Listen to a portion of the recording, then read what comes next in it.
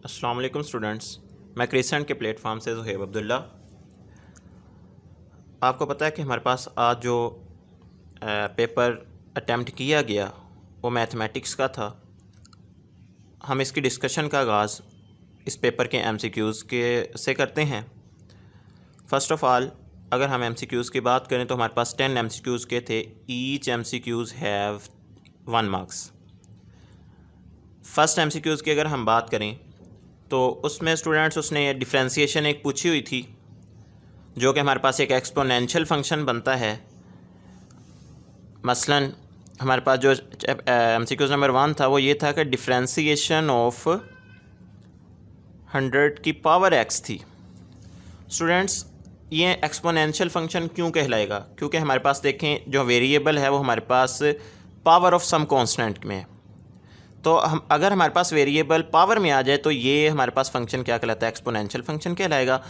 अगर हमने इसकी डिफरेंशिएशन देखी हो, हमारे पास जो एक फार्मूला था, जनरल फार्मूला a की पावर x, हमने इसकी डिफरेंशिएशन देखी थी कि हमारे पास a की power x as it is आ जाएगा, आगे नेचुरल लॉग ऑफ a आ जाएगा, यानी बेस का नेचुरल लॉग आ जाता है। अगर हम इस फंक्शन पे भी बात करें तो देखिएगा, इन दोनों का कंपैरिजन करें तो दोनों ही एक्सपोनेंशियल फंक्शन है। तो अगर हम इसकी डिफरेंशिएशन करते हैं, ये स्टूडेंट्स हमारे पास आ जाएगी, हमारे पास फंक्शन एज इट इज़ आएगा और आगे साथ आ जाएगा नेचुरल लॉग इसकी बेस का। नेक्स्ट एमसीक्यूज़ था हमारे पास एमसीक्यूज़ नंबर 2। उसमें उसने एक सीरीज़ दे के उसने कहा हुआ था, इसको आप मैक्लोरॉन सीरीज़ में अगर कन्वर्ट करते हो तो ये हमारे पास ऑप्शन कौन सा बनेगा? ये आपकी बुक की जो हमारे पास एक्सरसाइज नंबर 2.8 है, पेज नंबर 101 पे, उस पे आपको ये क्वेश्चन मिलेगा।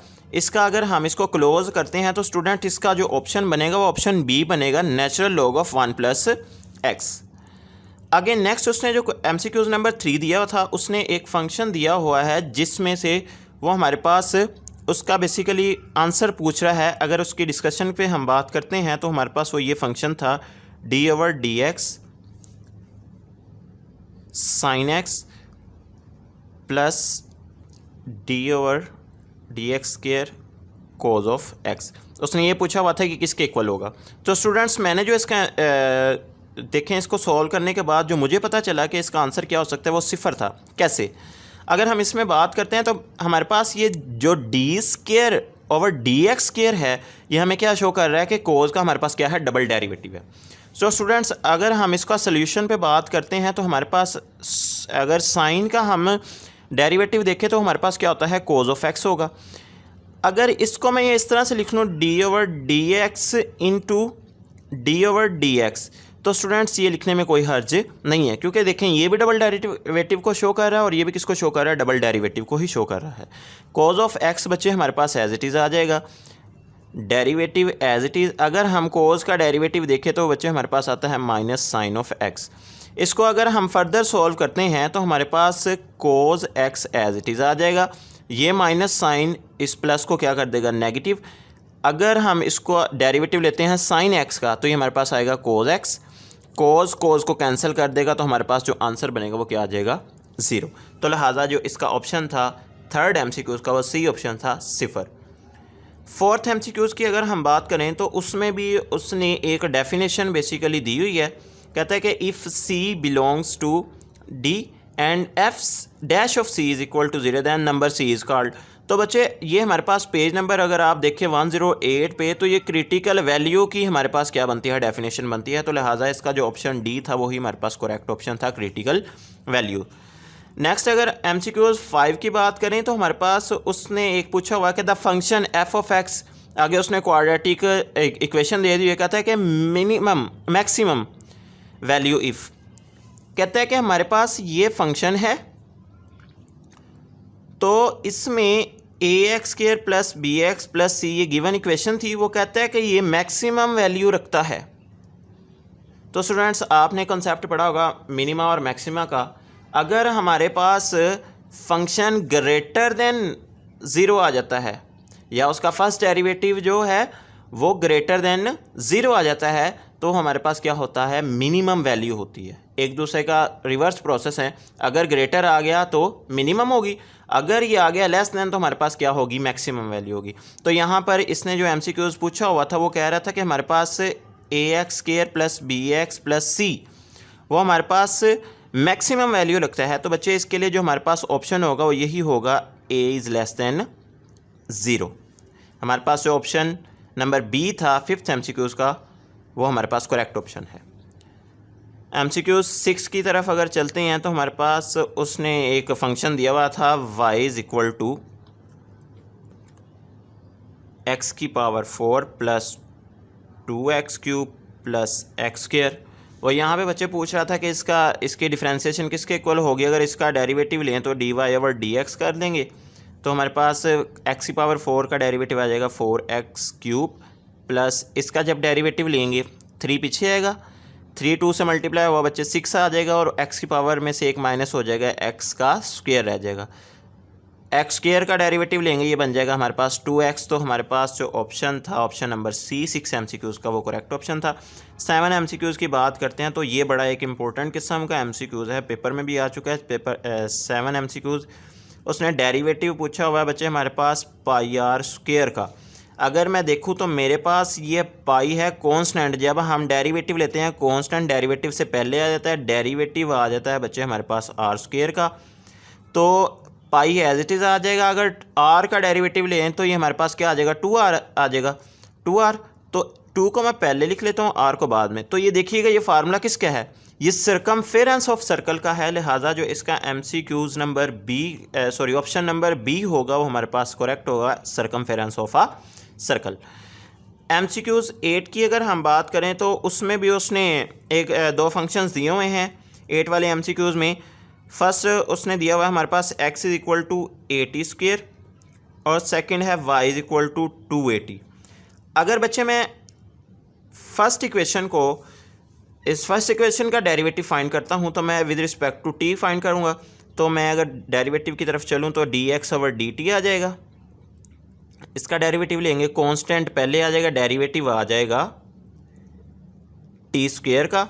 सेम इसी तरह ही इक्वेशन नंबर 2 को भी हम क्या कर देते हैं, डिफ्रेंशिएट करते हैं with respect to t, derivative of y dy/dx आ जाएगा।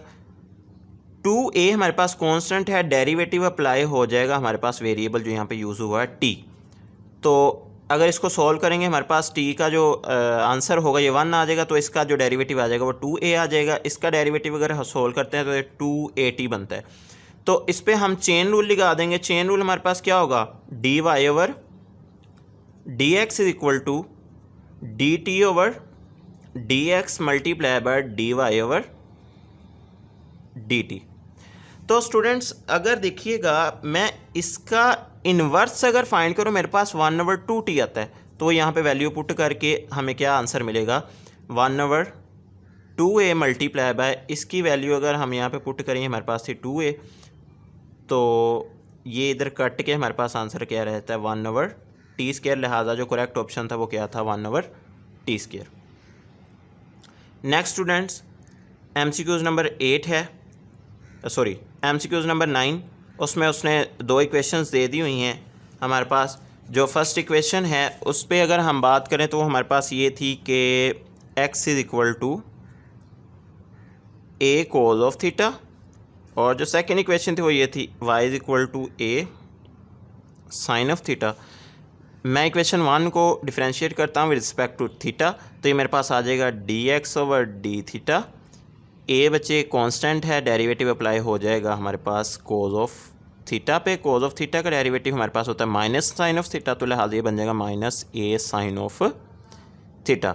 Same as it is equation 2 को भी डिफ्रेंशिएट कर दें विद रिस्पेक्ट टू थीटा, तो ये हमारे पास बन जाएगा dy/d theta is equal to a derivative of sine theta. Sine theta का डेरिवेटिव हम जानते हैं कोज ऑफ थीटा होता है, लिहाजा ये आ जाएगा cos of theta. Chain rule अगर हम लगाएं तो ये बनेगा dy/dx is equal to dt/dx multiply by d थीटा/dx आएगा dy/d थीटा। वैल्यू पुट कर दें, अगर इसका हम रेसिप्रोकल लें तो हमारे पास d थीटा/dx हमारे पास आ जाएगा -1/a साइन थीटा तो ये पुट कर दें -1/a sin theta multiply by a cos of theta. ये बच्चे ए से कैंसिल हो जाएगा, हमारे पास रह जाएगा minus cos theta over sine theta. अगर हम देखें तो ये हमारे पास क्या बनता है, माइनस कोट ऑफ थीटा। तो लिहाजा हमारे पास जो ऑप्शन नंबर 9 है उसका यहाँ पे सॉरी मेरे से मिस्टेक हो गई है, यहाँ पर हमारे पास बनेगा माइनस कोट थीटा। अच्छा स्टूडेंट्स, नेक्स्ट MCQ नंबर 10 पे चलते हैं। वहाँ पे उसने एक फंक्शन दिया हुआ है f ऑफ x is equals to sine of x।